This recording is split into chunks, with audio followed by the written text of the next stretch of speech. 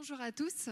Alors, contrairement à la majorité des acteurs qui sont ici présents, l'Institut Jacques Delors n'agit pas sur le terrain, n'est pas dans l'action pour lutter contre la précarité énergétique. Nous sommes un think tank, donc un centre de recherche. Donc nous analysons le phénomène, nous faisons des propositions aux décideurs pour adopter les bonnes politiques pour lutter contre ce phénomène. Notre action est aussi dirigée plus vers l'Union européenne, ce que peut faire l'Union européenne, que vers les autorités nationales. Donc je voudrais juste mettre en avant cette publication qu'on a publiée il y a 2 ans, un rapport sur faire de la transition énergétique une réussite européenne, qui inclut un chapitre pour un pacte social pour la transition énergétique. Et dans ce pacte social, on analyse les différentes dimensions sociales de la transition énergétique, emploi, santé, précarité énergétique, et on met aussi en avant la nécessité d'impliquer les différents acteurs, l'Union européenne, les gouvernements nationaux, les autorités régionales et locales, les associations, les partenaires sociaux. C'est par une action conjointe de tous qu'on pourra faire de cette transition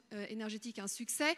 Quelques chiffres pour prendre effectivement de la hauteur, ça a été souligné ici, il y a forcément des enjeux au niveau national, mais au niveau européen, on parlait au début, la représentante de l'ONPE, de la prise de conscience qu'il y a eu en France depuis le début des années 2000. Cette prise de conscience, elle a eu lieu aussi au niveau européen.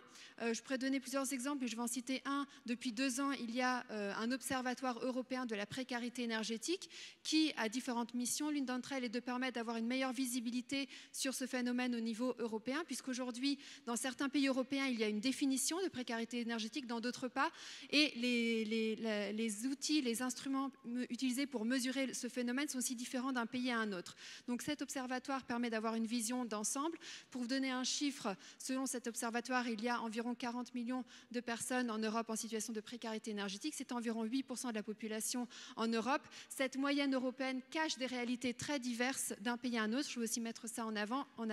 Par exemple, en Bulgarie, en Grèce, c'est environ 30% de la population qui est touchée par la précarité énergétique. Dans des pays comme le Luxembourg et les Pays-Bas, c'est environ 2% de la population. Donc on a des réalités très diverses. Cet observatoire européen a aussi pour mission de mettre en avant des bonnes pratiques menées au niveau national. J'entendais quelqu'un tout à l'heure dire qu'il faudrait interdire à la location les logements vétustes.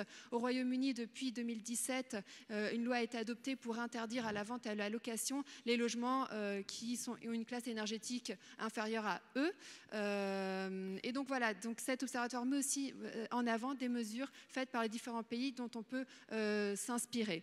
Donc quand on nous a proposé de rejoindre cette initiative, on le fait naturellement avec une forte volonté pour pouvoir aider dans la mesure de ce qu'on fait, voilà, en mobilisant ce lobbying auprès des décideurs européens pour agir plus fermement et plus fortement pour éradiquer la précarité énergétique en Europe. Merci.